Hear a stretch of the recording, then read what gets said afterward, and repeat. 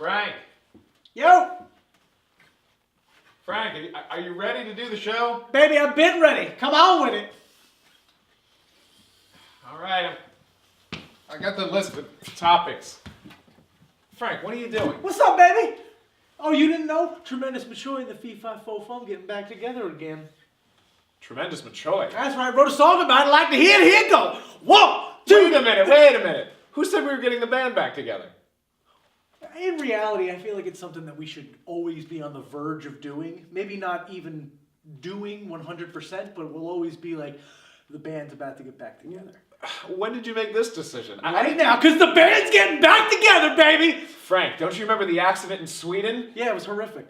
15 broken legs! Yeah, a lot. Where are we going to find a new backing tuba band? Interesting you should say that. Follow me. Shit, this isn't on the list.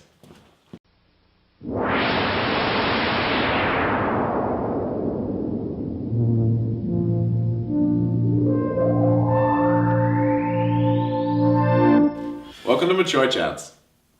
I'm Michael J Foy. I am Frank Mitchell. And tonight we're going to be talking about a couple different things, but we're going to be primarily talking about Tales from the Hood.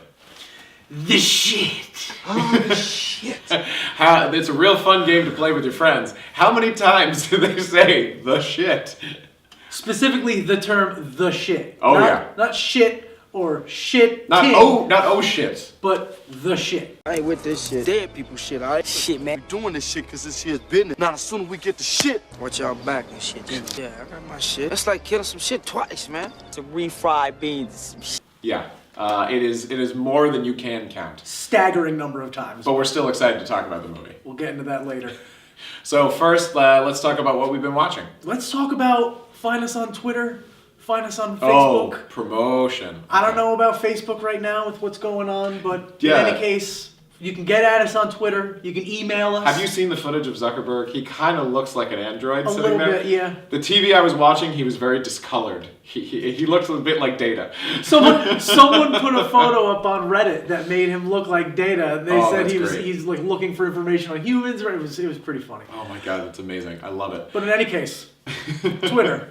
Yes. Please. Our cameraman, Ryan, has it, actually. That is a fantastic photo. Please Google that. Yes. Look up Zuckerberg Data. You can't not laugh. Actually, no, because you'll love find the Facebook scheme, because that won't do it all. Oh, don't go there. Facebook Star Trek data. Or no, Zuckerberg Star Trek Data. You can, in editing, put the picture up from the scene. I plan on it. All right, so now we can talk about what we've been watching. I'll allow it. Oh, thank God. All right, so what have you been watching, Frank Mitchell? Well, I have seen a wealth of things, actually. I will start off with A Quiet Place. Okay. I've not gotten a chance to see this yet, but I definitely want to check it out. Very good. Right off the top of the gate. Very good, effective, creepy, tense. I will say that I don't know if I agree with people calling it one of the scariest movies of the year. It would have to be a pretty tame year for this to be one of the scariest movies of the year. It was definitely tense, though. I feel like there's a difference. It is scary. You know what I mean? I just feel like overall I wasn't as scared as most people were when they came out of it, I guess. There was a big buzz around it from South by Southwest, and there was a big buzz also because John Krasinski is the director, and he's directed a couple things before this, but this is something that's a big punch in the genre category. I think he hit it out of the park. I think he did great with it, but overall I was not scared watching it. Okay. I was definitely tense watching it. How did it compare to the intensity of like Evil Dead 2013, like the tension of that, or the tension of like Blair Witch 2016? This is a PG-13 entry. So, and I'm not saying that PG-13 horror movies can't be good. I mean, they definitely I'll can. always point to The Exorcism of Emily Rose as one that's very strong and was PG-13. And it was incredibly tense. Right? I was shocked watching something. Holy Lord, this is PG-13? But it was great. But this one did not have the same ferocity of the Evil Dead remake or the What was the other movie you mentioned? Blair Witch 2016. No, neither of those. Because like that movie in the middle of the woods, like that was tense, and it's just tense throughout, and it just built and built and built, and whew. Both of those movies, I was scared. And Yeah. not necessarily because they were gory or because I mean Blair Witch wasn't very particularly gory. No, it wasn't. There were I don't know, I just feel like there was something about it that I was more scared of in those. I just in didn't those want to two be movies. in that situation. Like And that's what scared me so much was the moment where they wake up and it's still night. Yeah. And I was just like just the sheer idea of being trapped in that situation is what makes me scared, or what I find interesting about watching any kind of movie. And I think a lot of people tend to watch them as observers, and they're saying, oh, of course I wouldn't do that, and blah, blah, blah. Mm-hmm. When you put yourself in the situation, you try to empathize and really get into the shoes of the character. I personally find it more interesting to watch that way, because then I'm like, what the fuck would I do here? Because like, God, man, like just the sheer tension of like, there might be something on the other side of the door, and like you saw something, or a monster fucking just killed.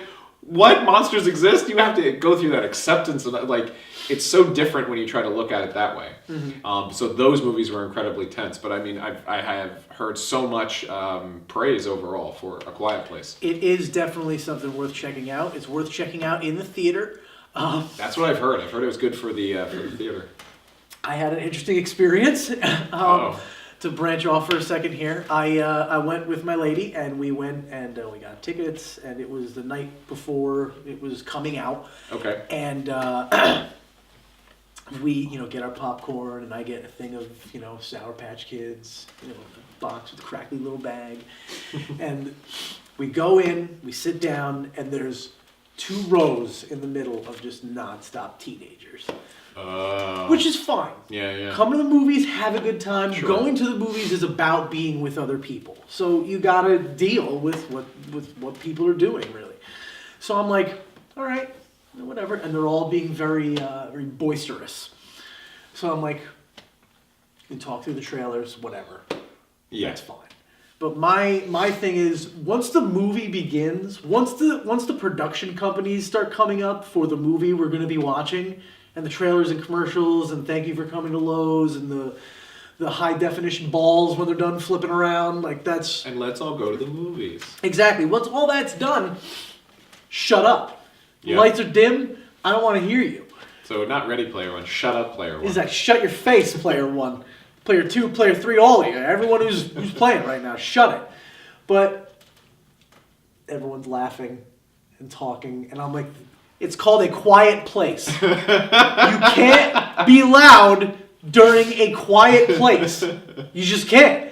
So I'm like, oh Lord, like trying to keep it in. I'm like, don't be screaming and yelling at people. But it's about 30 seconds in, they haven't calmed down. So I'm like, guys, really? Come on. Yeah. Pin drop throughout the place. Now what's funny is like the first scene of the movie is very, very quiet. Okay. The next couple scenes are very, very quiet. And I'm just looking over at my Sour Patch Kids, and I'm like, I just yelled at 2 rows of kids. I'm like, I can't make a fucking peep now, like at all. I can't say anything. So I'm looking down at my Sour Patch Kids. I'm like, well, you'll enjoy those after the movie. Oh my God. But I had to wait for like a monster to pop out or something to happen for me to be like, Sour Patch Kids. I've done that so many times where I wait like, oh man, I'm gonna sneeze. And then I'll just like wait, You're like, oh, let it no. out. You got like a cough and you're like, yeah, it's a quiet place, it's a real quiet scene. Like, oh, I don't want... But That's funny. definitely check it out. Definitely a fun time at the movies, whether you're with a bunch of people or you're just by yourself. I would definitely check it out. I definitely want to see it. You also saw another movie. I You did. just mentioned. I saw Ready Player One. And I have not gotten a chance to see that either. How is it, Frank Mitchell? My brother gave me, basically told me about Ready Player One. He said, it's right up your alley, and he said he really enjoyed it. So I'm like, good enough for me. And the line on the front of the book was Willy Wonka meets the Matrix. And I'm like, you've sold me. 2 of my favorite movies. Let's do it. But reading the book and then seeing the movie is disappointing. Okay. because there's a lot more that they go into in the book that they don't get into in the movie, which I feel like really hurts it, because there are levels of depth that you feel with how certain things are used. I'm trying to be ambiguous. I don't want to ruin the plot or anything like that. But basically, everything feels watered down. Everything feels like it's an approximation of what the book explained it to be. Okay. And for example, in the book, you would get the key. You know, there are three gates, and each gate is opened by a key. So you would have to find the key, then you would have to find the gate, and we're spanning across multiple worlds of pop culture and just anything you could think of. If there's a planet of it or a world of it, someone made it in the Oasis, and you can fly to it as your character and go and hang out. But you had to find the key, and then on the key was a riddle that was leading you to that gate, and then once you got to the gate, there was a trial that you had to go through, and once you did that, it gave you the location of the next key, and so on. It was awesome. In this one, the key and the door are literally right next to each other. So there's no sense of adventure. There's no sense of finding certain things out. Yeah, there's a lot that's cut out of it and a lot that's changed. And I thought that the safety of having the writer of the book on to help with the screenplay would have been a point in its favor, much like Jurassic Park or Gone Girl. Mm-hmm. But this, I feel like, just fell really flat. And I feel like for people to say that this is an incredible Spielberg movie, I feel like you're out of your mind. When you think about movies like Jurassic Park, I'm like, hold on. I'm like, this guy made Jurassic Park, and you're going to say that this is up there with that? You're fucking crazy. You're out of your mind. It's nowhere near that good. Interesting. Like, all in all, it feels formulaic.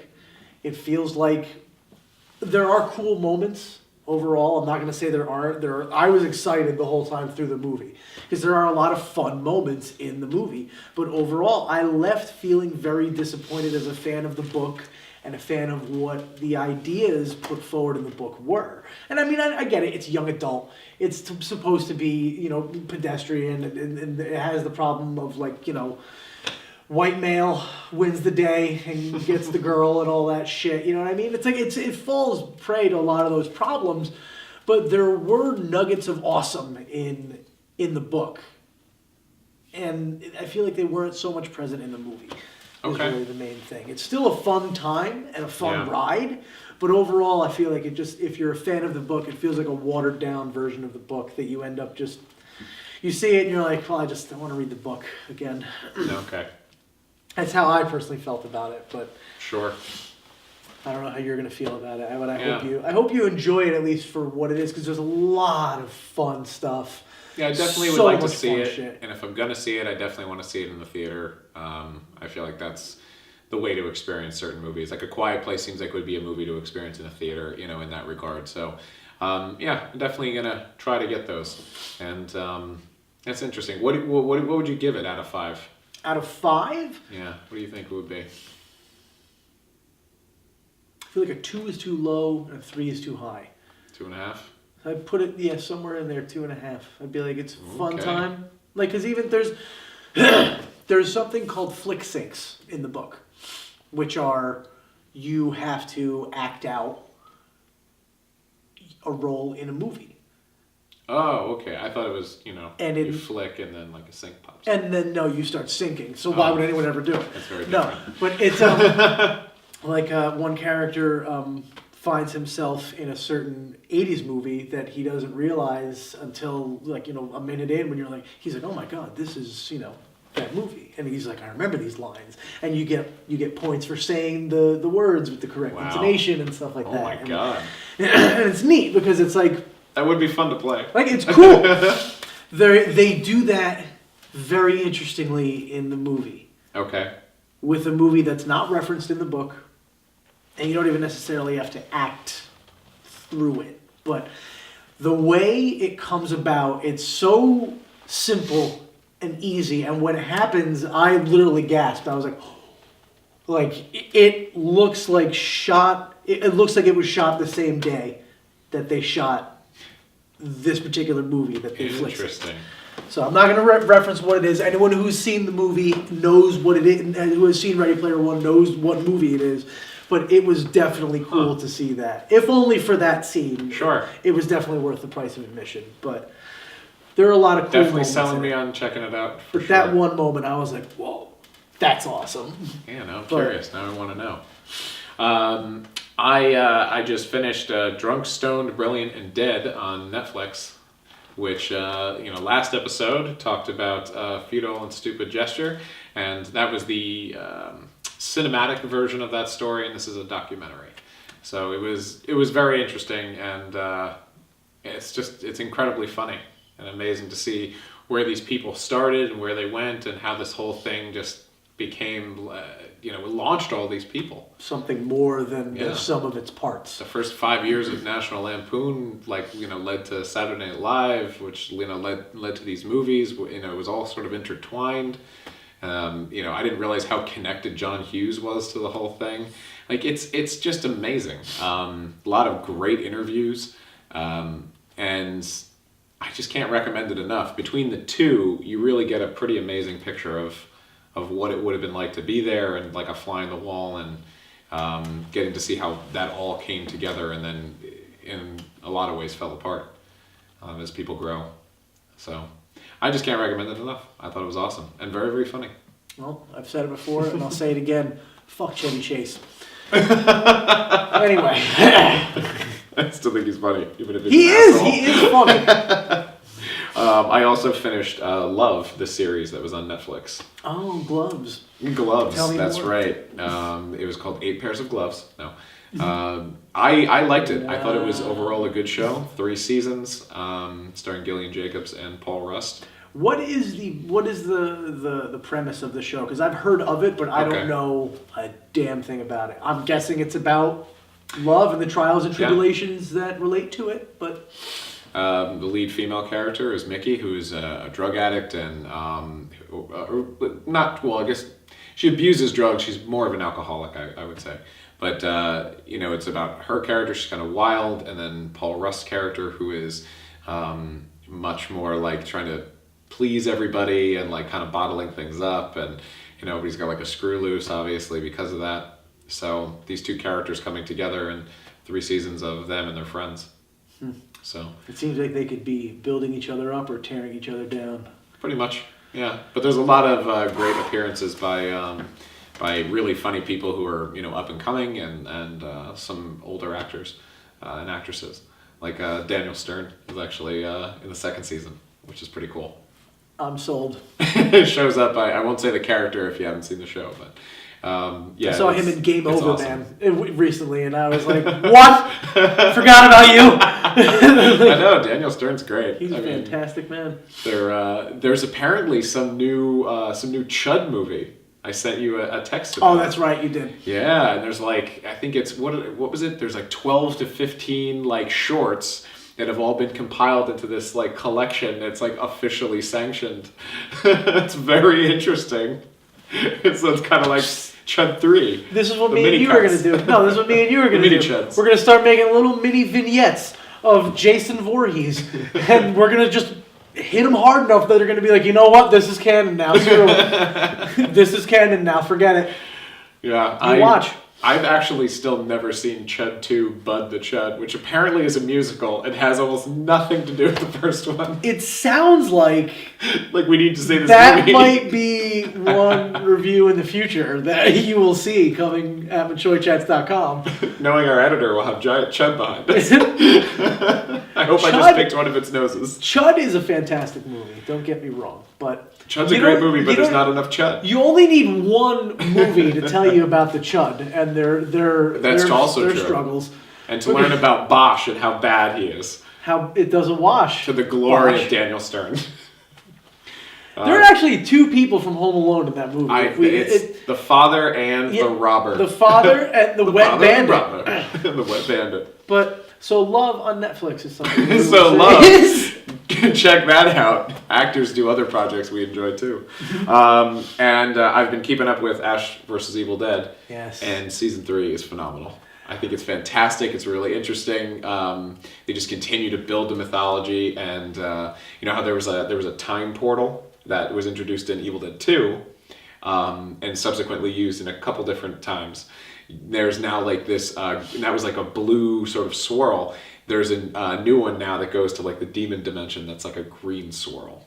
And it's just interesting to see like, oh, there's like all these different things that can be created, and there's so much being used from the book. They're constantly using it, like reading stuff and interpreting different missing pages, and there's a lot of really, I think, fun storytelling that they've managed to do over the course of this Star show, and being able to be as gory as they want and say whatever they want, and I've really enjoyed it, and there are basically rumors kind of circulating that this might be the last season of it, and if that's the case, then I'd be really disappointed if they didn't make another movie. But Bruce Campbell's kind of hinted that, well, if the show ends, then maybe we'll just make another movie.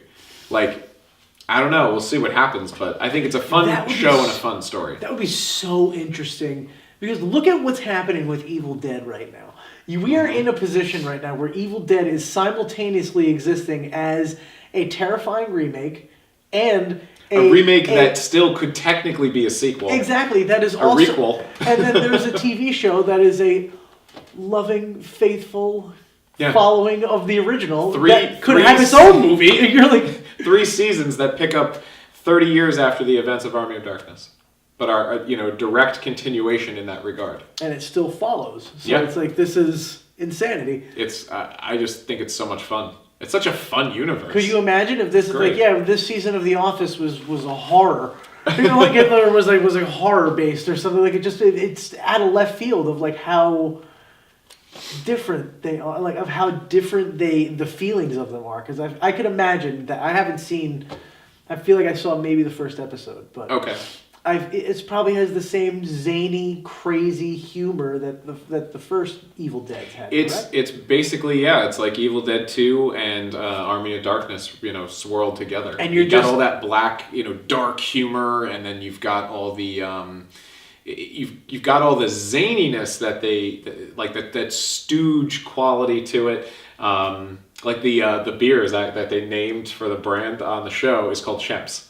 And it's been this running gag with them because they were all big Stooge fans. So it's really funny that you see how that stuff carry through. Because like Drag Me to Hell is a really scary movie. It's a really fun movie. But it's like it makes me long for Evil Dead when I see it. I'm like, because it's a great thing on its own. But I don't know. There's just something about Evil Dead. It's always been appealing and remains appealing. And it's just they've introduced really fun new characters. And like I said, overall, the expansion of that mythology has been a lot of fun to watch. Well, now I have to watch it. I have no excuse now, people. You have no excuse. Well, I think that covers what I've been watching. Is there anything left out for you? No. Well, I mean, I've been watching. I caught up, I guess you'd say, on Key and Peele. Oh, okay. Because I've seen a few episodes here and there, so I've been like, yes, I am a Key and Peele fan. But I couldn't pick out things that I'm like, oh, I really like that one, I really like that one. But me and my lady will go through phases of whatever's on in the background. And like, I'll get in The Office and Parks and Rec as much as possible, but we invariably end up going to different shows. And one of them that we picked up on was Key and Peele. Okay. And goddamn, like, it's interesting watching all of Key and Peele after seeing Get Out. Yes. Because there are a lot of loving, like, you can tell that he's a movie lover. Yeah, you can tell that definitely. both of them love movies, and there's amazing references and just little character quirks. References, character quirks, editing is incredible. Yes. Like the music they choose, the things that they choose to do, just from a trope standpoint. Like the one of the fucking dude who looks like he's from Miami Vice, and everything's exploding around him, and he can't figure out why. Like, but there are just like so many moments that you're watching that you're like, I get it. Like when you watch it, like, I understand how Get Out could have come from. Definitely. Specifically Jordan Peele. Like, or not saying Michael Key couldn't do something like that, but I feel like just Jordan Peele has the push or the extra little bit of love for it, I guess. Or He's whatever talked it about was. how big of a movie fan he was. He was always at the video store, always watching, always renting. And, we've seen, I forget exactly the number that, if you look at the old Nerdist podcast, he did an interview on there when Get Out came out. Yes. And he was talking all about his love of genre movies. So that it shows, because between that comedy and, like, there's a sketch where he plays, like, the baby, and it is horrifying. Yeah. Like, it's fucking scary. I want to suffocate somebody. He says some shit like that. And you're like, what the fuck? Oh, God. Like, it's just so unnerving. So, yeah, I was not surprised in that regard by Get Out at all. No, I understand exactly. Which is what awesome. You mean. I love the valets, but I feel like some people might look at us like we're the valets. Do you know the one I'm referring to? No, actually. They're both in valet uniforms. Right, yes. And one will Those be are the other awesome. will be like, so guess what I watched last night? What'd you watch? The Die Hards, yo. You watched the Bruce Willis? The Bruce Willis, though. It's amazing. And it just ends with them just being, Bruce Willis is my shit! And then they'll just blast off or something wild will happen. They're so wacky. Those made me laugh so hard. Yes, But I'm agree. watching them going like, I feel like people are looking at us going, this is what they're doing. They're just, yo. Tales from the Hood, though. Tales from the Hood, though. Key and Peele. Yeah. If you haven't heard about it. If you just don't know about it. It's a great little 5 ditty. seasons about it. Now, let's talk about Tales from the Hood, Frank Mitchell. This is such a fun anthology movie, even though it's not fun, because it's dealing with very heavy subject matter, but it's a really fun anthology series. Disclaimer right up top. Yes. A couple of white guys talking about Yeah. Tales from the Hood, which every segment is about race traders. Yeah. Which I want to get into. But Pretty much. basically anyone who is like vehemently, all right, we'll get into it Well, later. when I was young, I don't know exactly how old I was, 7-ish. Like, I was watching Tales from the Crypt. Like, I enjoyed that show. The only thing on that show that ever really freaked me out was just the opening. But, like, episodes, for some reason, the episodes didn't really bother me. So, but I always loved that show, loved that sort of, that style of anthology series. And, like, Tales from the Crypt, Demon Knight, and Tales from the Hood came out in the same year. These two, like, Tales from the Crypt's films were all one story. They weren't an anthology, but it was an ongoing anthology. But to have, like, the Tales from the Hood as, like, this alternative, I thought was really awesome. And, like, I saw that as a kid, and it freaked me out. It still freaks me out. There, Like, each segment is just dealing with really, really heavy stuff, and it's very effective. Each story is incredibly effective at really getting under your skin in different ways, or just freaking you out. I don't Like using the horror really genre. enjoyed that. I feel like it's an interesting look at someone looking at the horror genre and saying there hasn't been enough representation of our struggle, meaning the black community. And I think it's very interesting to see a movie like this, which is using horror tropes to tell stories that aren't necessarily told in Creepshow, or may have been told in Tales from the Crypt, because I haven't watched every episode and movie. But I mean, you're dealing with, every one of them has something about it. Like the first one, you're dealing with white cops killing a black, who they look at as political agitator, but who is Yes. really a political figure who's trying to do good for his community and help his community. And he becomes an undead creature, which terrorizes them and ultimately kills them. Yeah. But there's a cop in that. When I said race trader earlier, it basically comes down to, in this first segment, there's a black cop that's with these white cops. And he's a rookie. He's a rookie, exactly. He's a rookie, so he doesn't really know what's going on. And he, this happens. He comes upon, the guys, pulling the guy over and basically taking him out and roughing And all these other white cops are all, like, in their 50s. Yeah. They're all these old, like, douchebaggy kind of guys. They're assholes. Pure and simple. They're fucking dirtbags. There's really nothing nice about them. So, there's a great quote from Family Matters once where he says to the guy, he's like, I don't know how that badge is on you still, Yes, because that it's was- pinned to slime. Yeah. And I'm like, Carl Winslow, You need to calm down with the trash talk, but But in any case, episode, though. this black cop comes upon him, and he instantly knows, like, he can kind of feel that this isn't right, like, and the viewer can obviously see, duh, but he doesn't do anything to stop it, and the guy is beaten the shit out of, and then they tell the rookie cop, oh, we're gonna bring him to the hospital. They bring him to the docks and shoot him up with heroin and leave like 2 kilos in the back seat, and I'm like, holy shit, there's a lot going on here. And it's like a year later in the segment, Yes. and the guy is like off the beat. He's not a cop. He's a drunk now, and he helps this zombie by bringing these cops back to the grave where the guy was buried, and the guy exacts his vengeance as a zombie, and then he doesn't kill the guy, the black cop, but he does leave him basically, and doesn't help him at all, and he ends up in an insane asylum. But you're like, these moments of, like, because he says to him, he goes, where were you? He's like, where were you when I needed you? Yeah. And it's an interesting now, question. in all fairness to him, though, he was told by the cop that he was shadowing to go back and check the license. So he's back, he goes, he's 2 cars back, and then he's in the car looking at the computer screen, figuring out who it is. And as soon as he realizes who it is, he comes running out and tries to do something. So it's not that... I certainly understand the guy got murdered and he's pissed off. Totally get it. But at the same time, I almost felt like maybe that's why he didn't kill him, though. He's a fucking race traitor, Mike. That's what happened. I All right? I don't know how I feel about Don't try to put. But it's a very powerful story. No, it's one way or another. It's a strong story. The last cop gets embedded in this giant mural, and he's just like there now for eternity to be like tortured in this thing. He's like screaming in pain. Exactly. It's just crazy. this like thing, this graffiti on the side that like people might not even notice, or they might just walk by like whatever. Yeah, but they might paint over one day. It's awesome. Like the imagery's great. It's genuinely creepy. It feels like 1995, so you're a little like, all right, but like you know what I mean, like. It absolutely does. But like the overarching story of the thing that links them all together, yes, is wonderful. I feel like I don't remember the dude's name. I is. think it's Clarence Thomas III, Clarence Williams III. Clarence Williams III. That's right. Yeah.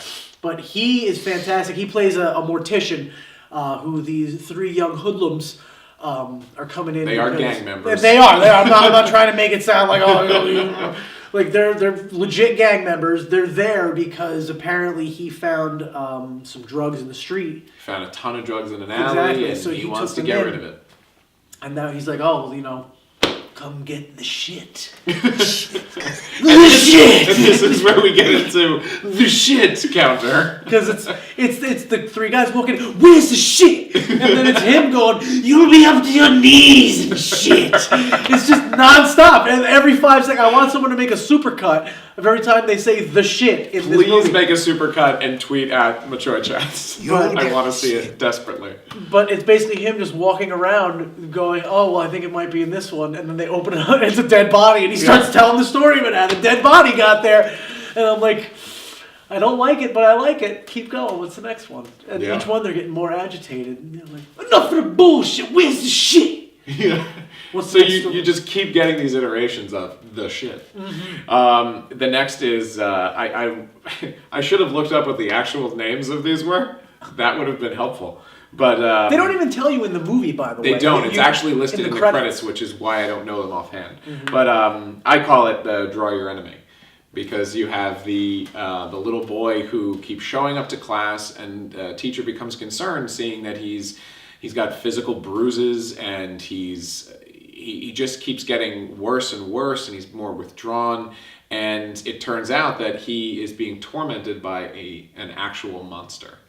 And what that monster is slowly becomes revealed through the story, and it seems like there is this this trick that that the little boy learns about that has something to do with I don't know, it's like somehow related to voodoo or something. It seemed like what's it's so not great really about discussed. it is it's not discussed. It's like in Liar Liar. There's no explanation of how it works, why it works, or how it's happening. The boy just makes a wish. Exactly. The only thing is that he made a wish, and now his father can't lie for 24 hours. Deal with it. And now this is the same sort of thing. Of the rules aren't explained, like the rules are shown, but it's not explained how he came about this power. or anything like that. And he comes upon it. It's not like he's like, well, fuck you. It's just he comes upon it and he realizes he can do it. He realizes he can do something about this abuse. So the young teacher who's concerned comes to his house and discovers that the stepfather is abusive and is not only abusing the boy, but is abusing the mother. And the boy has now drawn a picture of this monster. And he's had it for a while. Like, yes. Because when he said, who did the teacher has asked before, who did this to you? And he showed him the picture of the monster. And he says, he said you wouldn't believe me. So you're like, what the fuck is going on right now? And the stepfather has a tattoo that says monster. So somehow that's obviously linking that power there. So, and in order to finally stop all this abuse and violence, he begins to fold the paper and literally starts breaking his bones. So he folds the one arm of the monster in the drawing, and you see the guy's arm just bend back, and you're like, what is happening? And it's fucking David Alan Grier. Yeah, like there's so many I'm used to him being funny on a different color. Like when he comes in and he's like, I will talk to him. I'm like, David Alan Grier. You're not supposed to be angry. I was so scared. He was legit, like, frightening. Terrifying. Like, and that again, that one speaks to, like, that's not something you necessarily see in certainly not a anthology movie, I would think. At least not in 95, 96. You know what I mean? I feel like for its time, it's talking about something that should have been talked about that wasn't talked about. And I think it's powerful through each one of these, even going into the next one. But that one was, I feel like that's one of my favorites. It's such a creative idea. Like, it's really such is cool. An interesting take because you don't know what to expect from it. And it, even when he's going on this giant tirade at the end, they keep like superimposing this monstrous sort of voice. And it's really interesting how you really get the sense of seeing it through his eyes. Because that's the thing too, is even in the earlier he's a young boy. Exactly, the earlier scenes of him cowering in bed and seeing him come in, he is legitimately shot as a monster. His shadow is shot with like horns, like if you've ever seen Legend, it's like that, like it's like huge horns, and you can see like he's disfigured and like literally a monster coming around the door. You see a monstrous claw coming around the door, so he is shot as a monster. And it's very creepy. It's really cool the way they did it, and it was very creative. It's all practical. It's nothing CG or anything like that. But it was very, very, very effective. Absolutely effective. The third story involves. You gotta tell me how you feel about this, because Corbin Burnson is a close one for you, because he plays the father, Henry Spencer, on Psych, and I grew to like this. I love this guy. Who didn't? And he's been in a lot of awesome stuff over the years, but I was just like, I don't want to remember seeing this segment of him as this awful, awful racist Southern guy, racist councilman, buys a plantation that should be a museum. And it's just like, no, fuck you, it's my house now. Like, I was so taken aback because as a kid, again, I had seen this segment, and it is really creepy and involves this haunted doll, so to speak, and a painting that may or may not be alive. And that stuff really like freaked me out, always stayed with me. But I did not remember the actor. So I didn't realize going into this rewatch all these years later, I was like, oh, okay. Oh no, Corbin Burnson's a racist. At least in this segment. Yeah. But I think it's a really effective segment, and I think it's really creepy. Frank, do you want to talk a little bit about it? I enjoy anything that is living painting or anything like that. Like the Portrait of Dorian Gray is another one where I'm like, I like that sort of shit. But Vigo. He's Vigo. But this one was the one I remembered the least. Okay. But in looking at it, it still holds up with my theory of race traders in every one of them. In the second one, David Alan Grier is the race trader, because he's supposed to be the one who's supposed to be like, I'm supposed to be helping my family, legitimately, yes. He's supposed to be my family, but he's just not doing his part as a family man, and there's another aspect of he's just race trader, shouldn't be doing that. You know what I mean? Like, as a black man, you're supposed to be upstanding. You're supposed to be holding down a job and not beating down your wife or child. No one should do that. Exactly. No one should do that. No one. 100%. Dogs shouldn't do that to their wives. But I feel like that's the link that's going to go through all of them. And then in this one, it's literally the black guy who's working with him and who is giving him the racist things to say and the stupid jokes and shit like that. And you're like, dude, how are you going to say that about your own race? Like, that's a little fucked. Yeah. But like, and the second he is on tape doing that, down the stairs, dead. Yeah. First one to die. And it's fucked up. But at the same point, it goes back to that level of like you're against your own people. Come on, like. And now what's fucked up about this is I'm watching this movie, going, you fucking stupid white people in each one of these fucking things. The first one, the 3 white dudes, like, dude, come on, you can't be doing this. Second one, there's no white people to blame in that one. I don't know. But third one, come on, man, you gotta fucking 1,000,000%. But I feel like it all comes together at the end of the day of like it just each one, and the last one too. We don't have to get into that one yet, but that one also is very heavily like points the finger at what are you doing to make a change and to make a difference. Yes. So that's we'll get into that one in a minute. But well, a lot of it's obviously these problems arise when people have a lack of responsibility, and that's it's exactly what this guy is doing by buying this place and, just saying, no, fuck you, this is my house now. Fuck reparations and fuck any sort of respect. Lack of accountability, too. And a lack of accountability, absolutely. And he's just like, oh yeah, I looked everywhere for these mythological little dolls that are supposedly inhabited with these souls of these dead slaves. Oh yeah, this is just a painting on the wall of, the old, all the slaves together on the, was it the backyard or the farm or something? Yeah, whatever it was. No, it was the old lady. It was a picture of the old lady. Well, yeah, she's in the center, and then all these dolls are there, but it turns out they're in that painting. Mm-hmm. So then they slowly all start coming out, and it's really, really creepy. Just this imagery, he keeps coming back into the room, and there's just another one missing. Yeah. It's very creepy. Right? It's super creepy. And he even takes a shotgun to one of them, and it just puts itself back together and just starts coming after him again. Man, it just should have been a museum, Frank Mitchell. And I think after his mysterious death, I think it probably became a museum. There's an image that is in the DVD cover that is not in the movie. It is really? Him. It is him hanging in a tree with the American flag draped around him. What? Yeah.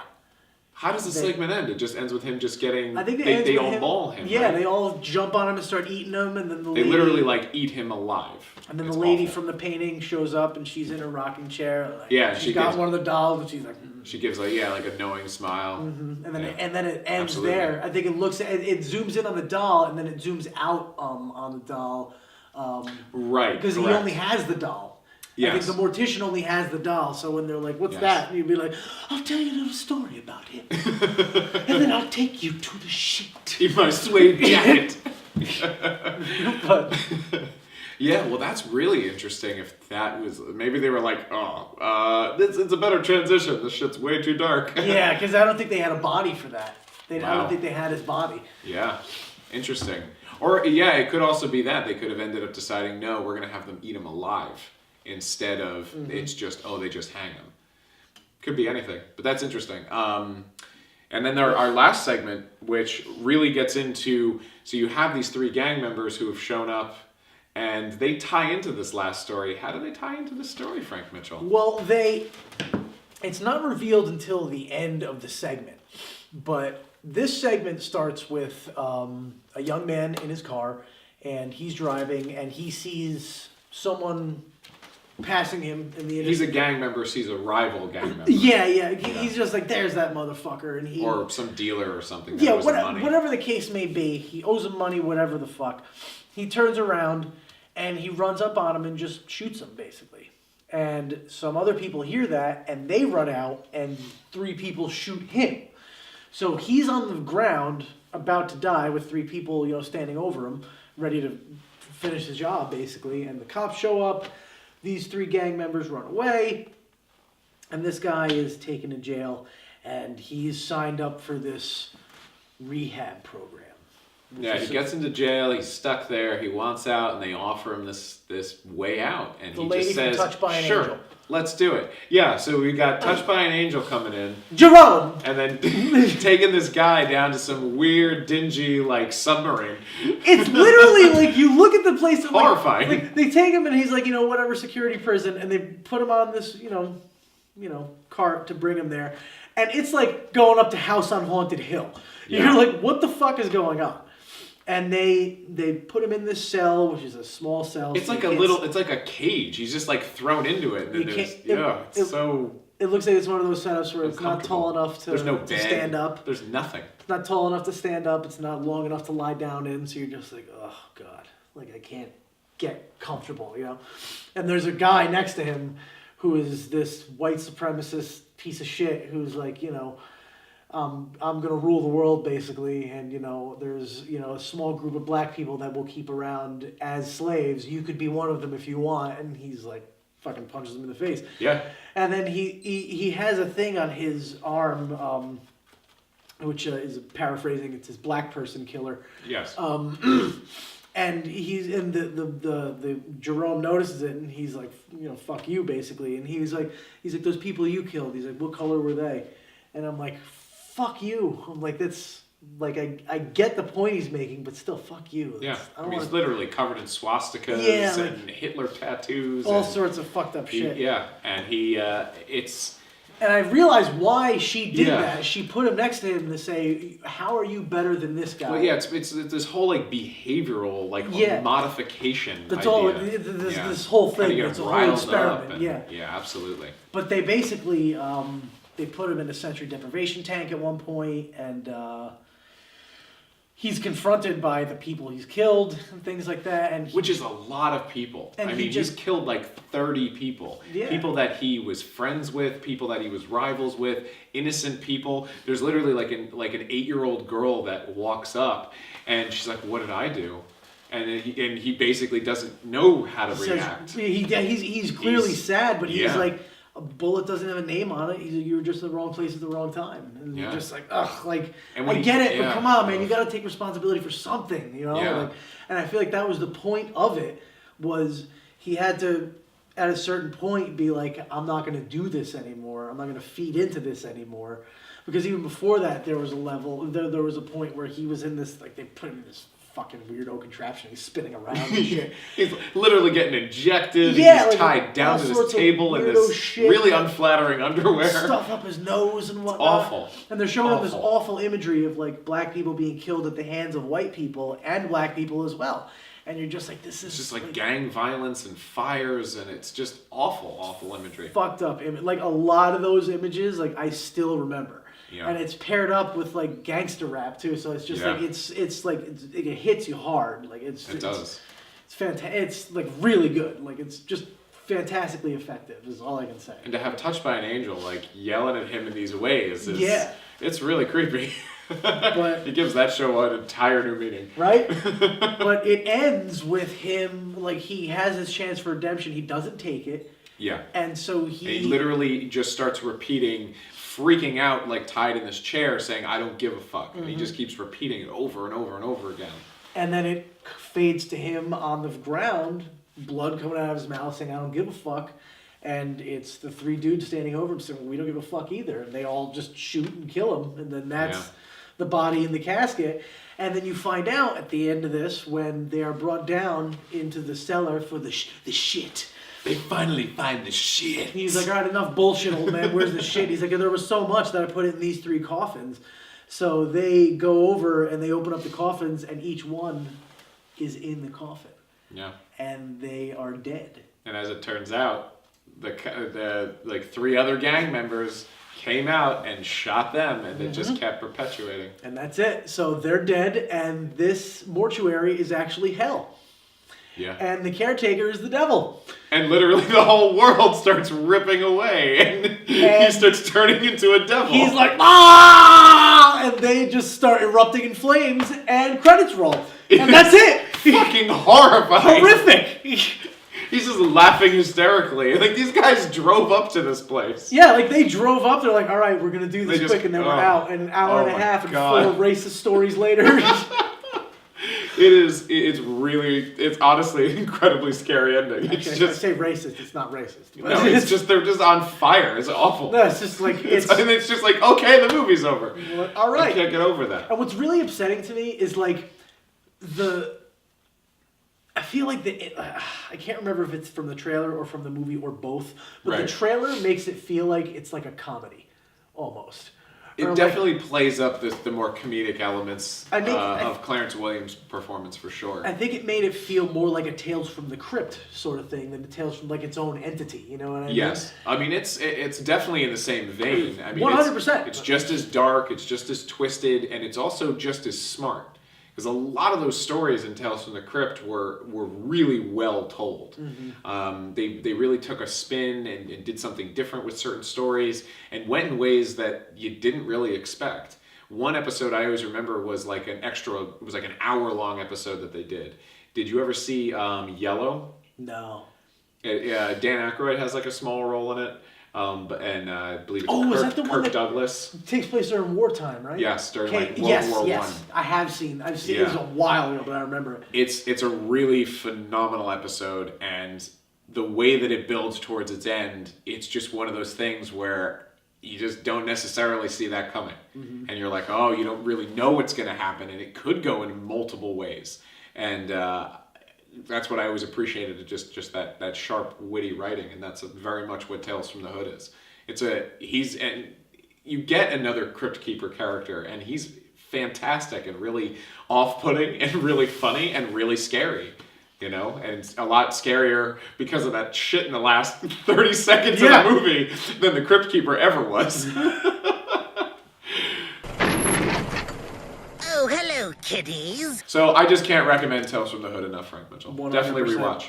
I've loved it since the first time I saw it. It was one of the first DVDs I owned, and then Nice. I was stupid and sold it. Oh. And my girlfriend got it back for me. She had to pay like $45, but she like found it in some off section of this. It's fantastic, but it's not worth $45. Not on DVD. You should, yeah, exactly. Get the Blu-ray for much cheaper and much Yes. better quality. And look at it that way, because I think that has a commentary on it too with I the believe so. director. Check that out. That's got to be pretty interesting. I wouldn't mind looking at that. But Tales from the Hood, check it out. Do it. Do it now. Well, that's it for Mitchoy Chats. I'm Michael J. Foy. I am Frank Mitchell. We'll see you later.